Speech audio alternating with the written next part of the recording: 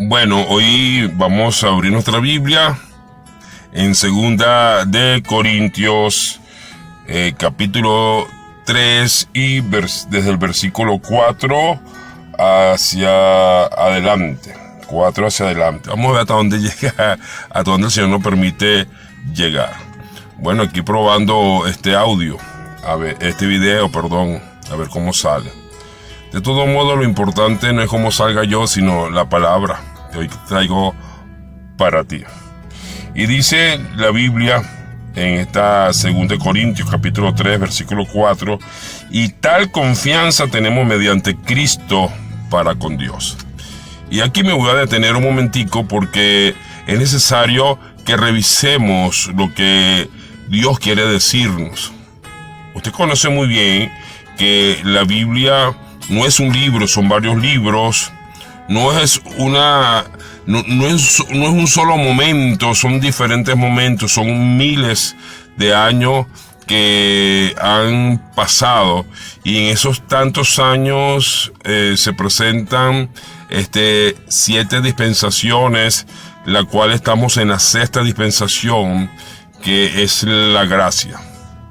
Y en esta dispensación se parte desde el día del Pentecostés en el libro de los Hechos hacia adelante, que es la formación o la constitución de la iglesia. Antes del Pentecostés había nacido Jesús, pero Jesús caminó todavía en los tiempos de la 5ª dispensación, que es la ley. Solamente al morir Jesús y resucitar y hacer un nuevo pacto, entonces desde ahí empieza la 6ª dispensación, que es la gracia. Todavía falta la 7. Entonces dice: y tal confianza tenemos mediante Cristo para Dios.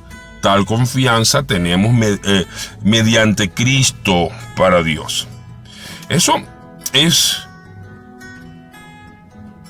entender dónde está tu confianza. Entender dónde tú depositas tu confianza. Tu confianza está en dónde. Aquí dice que es en Cristo, por medio de Cristo. En las otras dispensaciones vemos muchas experiencias bíblicas, obviamente. Por ejemplo, Dios le dice a Moisés: quítate los zapatos porque este es un lugar santo, y entonces Moisés tiene que quitárselo. Por ejemplo, cosas así que me han impactado, como cuando Jesús envía a un profeta predicar desnudo y a otro casarse con una prostituta, cuando sabemos que eso no es agradable a Dios. No es casarse con una prostituta, porque usted se puede casar con una ex prostituta, un ex drogadito, con un ex alcohólico, con un ex ladrón. Yo no sé qué tipo de ex puedes tú conocer. Sin embargo, lo que sí sé es que tiene que ser ex, porque dice la Biblia que no te unas con un yugo desigual. Tú necesitas, si eres cristiano, si estás siguiendo a Cristo, tienes que buscar a alguien que siga a Cristo igual que tú, porque si no, el yugo desigual te va a jalar por otro lado y tú por otro lado, y nunca van a hacer lo que tienen que hacer juntos. Entonces, en las diferentes experiencias que uno lee, o historias que uno lee en el Antiguo Pacto, uno puede ver que se usaba el aceite, la leche, la miel, la sal. Había muchos elementos proféticos que se usaban, que después vemos que Jesús no lo usó más y que ninguno de los apóstoles lo usó. ¿Me explico? Vemos nada más de repente en algunas veces el ungimiento, sobre todo cuando dice Pablo que si alguien está enfermo, llamen a los ancianos y que vayan y que unjan al enfermo y oren por el enfermo. Pero yo creo que lo más importante sería la oración, más que el ungimiento. Sin embargo, está bien, ese procedimiento aparece en los apóstoles, y está bien porque dice en el capítulo Hechos, perdonen que volteen aquí, pero es que estoy en el carro esperando que mi niña entrene basquetbol y aprovecho todas estas cosas, ¿no? Y dice en Hechos 2:42, Hechos de 42, que tenemos que perseverar en la doctrina doctrina de los apóstoles. ¿Qué doctrina? En la enseñanza de los apóstoles. Los apóstoles nunca nos enseñaron otra cosa que lo que aparece no solamente en los evangelios, sino a partir del evangelio, en el libro de los Hechos, en las epístolas y también en el Apocalipsis. Así, o en el libro de Revelación, como usted quiera llamarlo. Lo más importante es que dice aquí que nuestra confianza, ¿qué es confianza? Bueno, donde tú depositas tu seguridad, donde tú espera que suceda algo, o sea, coloca tus expectativas, confiado de que va a suceder, seguro que va a suceder, tranquilo porque eso va a suceder. Así que nuestra confianza no está en los rudimentos o en los rituales o ritos o en las acciones que leemos en el Antiguo Testamento o en el Antiguo Pacto, sino que vemos que es a través de Jesucristo. Jesucristo dijo: yo soy el camino, la verdad y la vida. Yo soy el camino y la verdad y la vida. Nada llega al Padre sino a través de Jesucristo. De mí, dijo Jesús. Entonces Jesucristo no solamente es nuestro camino, sino el mediador entre Dios y nosotros. Pero también ahí está depositada la confianza. Mi confianza para echar demonios, como alguna vez estuvo, no fue en ungir al endemoniado con aceite, ni echarle sal al endemoniado, ni al enfermo, aunque no es malo. No estoy diciendo, si tú quieres hacerlo porque te sientes bien, porque crees que eso le agrada a Dios, pues hazlo, es tu conciencia. Pero la verdad es que yo he visto que no es necesario hacerlo. Yo he visto gente sanándose aún sin que llegue el predicador. Yo he visto gente liberándose aún mientras que el predicador esté dando la palabra. Ni siquiera está reprendiendo espíritu y la gente ya se libera. Pega un grito y se tira al piso y ahí queda liberada. Entonces, cuando usted pone su confianza en un ritual, entonces se hace religioso aunque no quiera, porque si no haces lo que piensas que tienes que hacer para que algo suceda, entonces pues te vuelves religioso. Es una religión, es cambiar el agua bendita por el aceite, es cambiar el cura, me explico, por el pastor. y no es así, no es así.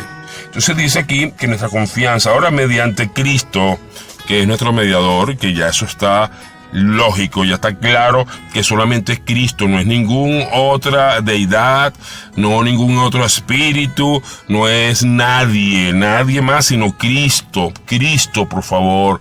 Esto yo quiero que ustedes entiendan, no es un empeño mío en oponerme en una creencia, sino además conociendo gente con mucha creencia buena, con fe, pero una fe equivocada, creyendo que es otro camino y ahí se pierden.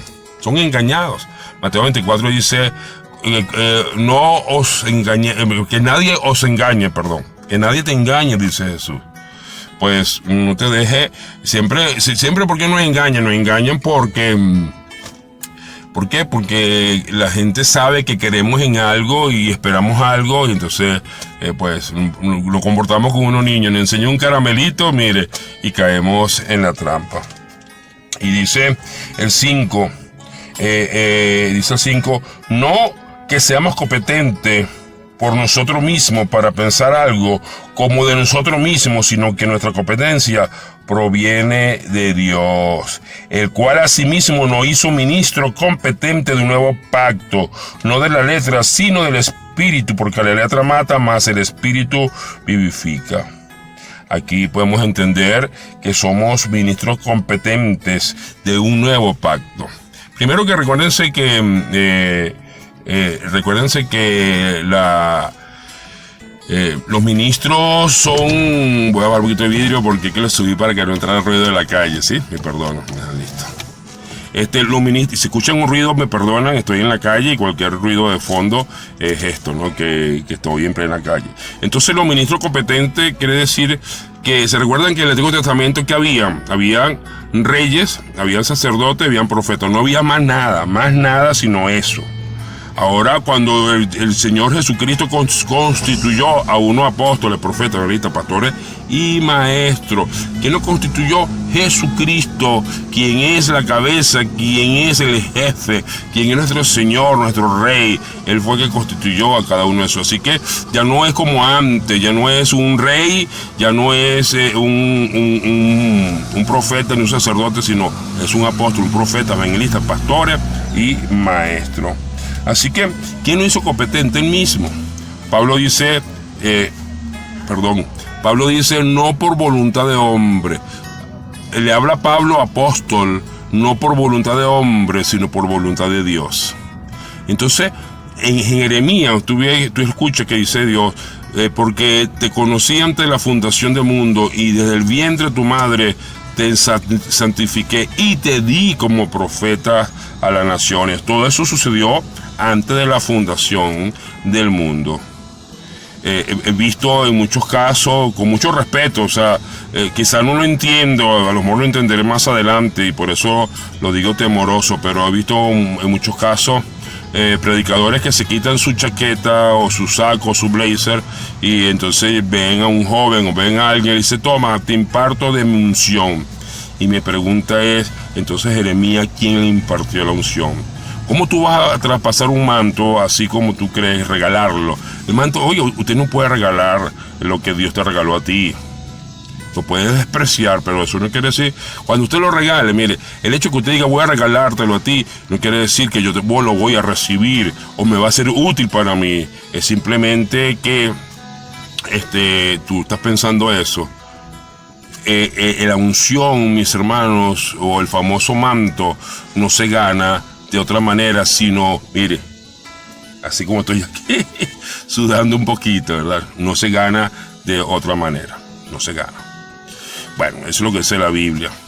No, que Elías no le regaló el manto a Eliseo. Elías dijo, oye, dura cosa estás pidiendo, difícil, bien difícil. Y si estás pendiente y si logras ver, entonces bueno, visión, ¿ves? Si logras ver lo que Elías veía. Entonces Eliseo, hermano, pagó un precio de calarse a Elías, regañándolo aún de alguna manera, despreciándolo con alguna razón, y uno pudiera pensar que la razón es que el hombre estuviera seguro de lo que estaba pidiendo. Bueno, el asunto es que somos ministros de un nuevo pacto por Dios, no por el hombre. Mire, cuando yo como apóstol del Centro Cristiano Constructor de Vallado ordeno a un ministro de nuestra organización, primero que nada no lo unjo porque los apóstoles no ungieron a nadie cuando Pablo no ungió a nadie. Pablo simplemente impuso las manos por imposición de mano del presbiterio, decía el apóstol Pablo. Así que podemos ver, queridos hermanos, que somos ministros de un nuevo pacto, no de letras sino de espíritu, ya no es como antes, sino de espíritu. Y si el ministerio de muerte, dice en el 7, y si el ministerio de muerte grabado con letra de piedra fue con gloria, tanto que los hijos de Israel no pudieron fijar la vista en el otro Moisés a causa de la gloria de su rostro, la cual había de perecer, había de morir, había de acabar. Entonces quiere decir que lo que Moisés hizo excelente funcionó para el momento, pero necesariamente lo que sucedió ayer, necesariamente lo que fue bueno para ayer, no es necesariamente bueno para hoy. Para hoy hay otra manera de hacerse.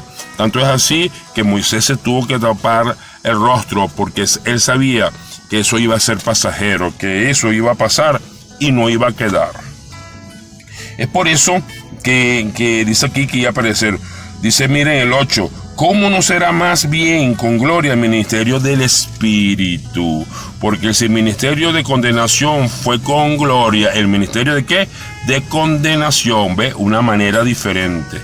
Condenación, el ministerio que condenaba antes. Y dice aquí, fue con gloria, mucho más abundará en gloria el ministerio de justificación. No es que no vamos a cometer errores, es que los errores que cometamos, Jesucristo lo justifica, obviamente, siempre y cuando usted se arrepiente, se convierta. La sangre de Cristo ahí tiene poder. Es otra cosa, fíjense, hablando de sangre de Cristo, cuántas veces, inclusive yo lo hice, echando fuera demonios, decíamos, la sangre de Cristo tiene poder, la sangre de Cristo, amén, tiene poder.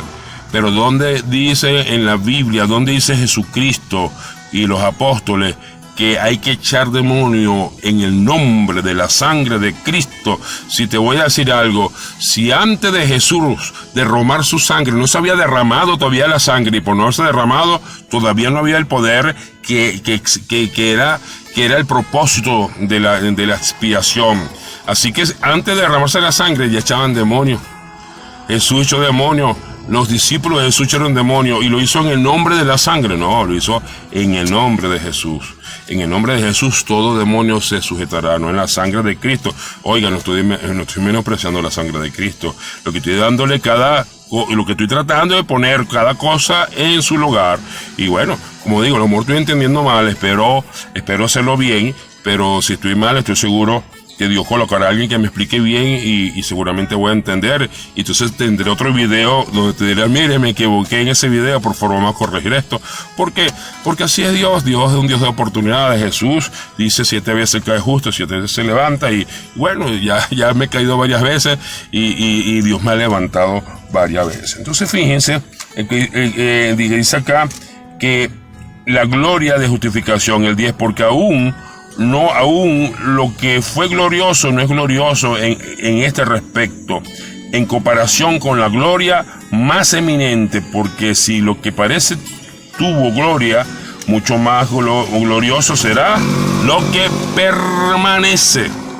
Una cosa es parecer y otra cosa es permanecer. Bueno, aquí tenemos un versículo que lo voy a leer rápidamente. Tengo aquí Colosense capítulo 9, versículo. Ay, Dios mío. Colosense capítulo 1, versículo 9. ¿Lo tienen? Dice: por lo cual también nosotros, desde el día que lo oímos, no cesamos de orar por vosotros y de pedir que seáis llenos de conocimiento de su voluntad, en toda sabiduría e inteligencia espiritual, lleno de conocimiento de su voluntad, de toda sabiduría e inteligencia espiritual. ¿Para qué esto? ¿Para qué? Mira, ¿para qué tú necesitas eso? ¿Para hacerte rico? ¿Para comprar el avión? ¿Para comprar la mansión, la piscina, cambiar de carro? No, dice aquí, mira lo que dice el 10, para que andéis como es digno del Señor. Digno del Señor. Que es digno, es algo que es merecedor. Oiga, yo no estoy diciendo que los rituales, que los actos proféticos sean pecados. Yo lo que estoy diciendo es que, cónchale, a mí una vez me invitaron a celebrar las Pascuas, y cuando me fueron de hierbas amargas, pues yo no la comí, y a lo mejor la pude haber comido y pido perdón por de repente despreciar esa bendición de pasar por esa experiencia, y lo hice quizás por inmaduro, ¿verdad? Pero que no importa que lo hubiera comido, pero yo pensé dentro de mí, si ya Jesús se comió lo amargo, si ya Jesús se tragó lo amargo por mí, ¿por qué yo lo voy a hacer? Para recordar. Bueno, Jesucristo no me manda a recordar. Jesucristo, ¿cómo me lo manda a recordar? Con pan sin levadura, con fruto de la vid que es mosto de uva, y en la mesa del Señor. Sencillamente no necesito más jugo de uva, que es el mosto, el fruto de la vid, pan sin levadura, y la mesa del Señor. Celebrarlo con sencillez de corazón, porque ya Cristo pagó todo en la cruz. Entonces, querido hermano, mire cómo dice aquí, para que andéis como es digno del Señor, agradándole en todo. Hay cosas que usted y yo hacemos que no le agradan al Señor, porque no todo lo que hacemos le agrada al Señor. Sí, Señor. Tienes que revisarte. Yo me reviso. Llevando fruto en toda buena obra, creciendo en el conocimiento de Dios, fortalecido con todo el poder, conforme a la potencia de su gloria, para toda paciencia y longanimidad. Bueno, fíjense que hay una nueva manera de hacer, pero somos ministros de un nuevo pacto. En Hechos 16 dice, en Lucas, vamos a buscar rápidamente aquí, Lucas 16, lo tenía aquí, por aquí apartadito, siempre me perdona, pero así, yo no planifico mucho mis videos. Yo simplemente a donde me paro y puedo hacerlo, lo hago y punto. Así que no hay excelencia en este tipo de cosas.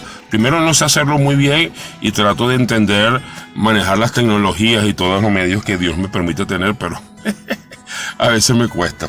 Oren por mí, por favor. Dice aquí, la ley y los profetas eran hasta Juan. La ley y los profetas.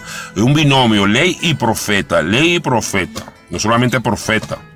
O sea, que eran los profetas de la ley, que hasta ahí, hasta Juan era. Y dice, eran hasta Juan. El hasta es un punto y aparte. Un punto y final y empieza otra historia.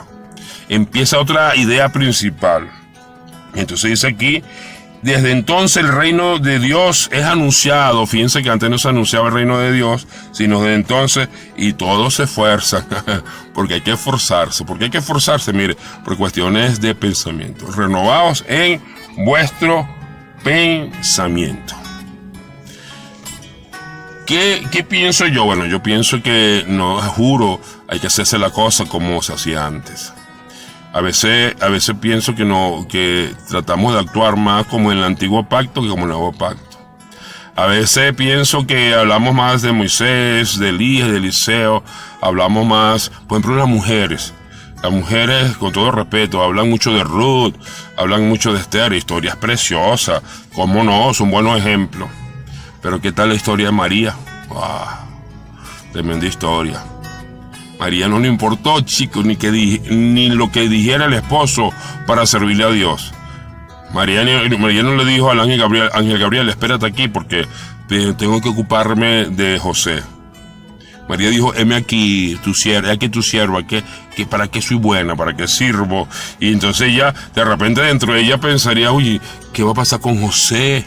Me van a apedrar, se me van a matar a punta de piedra, quería decir, no sé si lo dije bien. Pero entonces María se quedó tranquila, porque pensó María, me imagino, estoy pensando y como quizás pudiera ella, si yo me ocupo de la cosa de Dios, Dios se va a ocupar de la mía. María se ocupó de dejarse concebir a Jesús y además de eso, Dios después se encargó de José. Hay muchas historias de profetas. Hay muchas historias de apóstoles. Pablo, la historia de Pablo, de Pedro, hermano.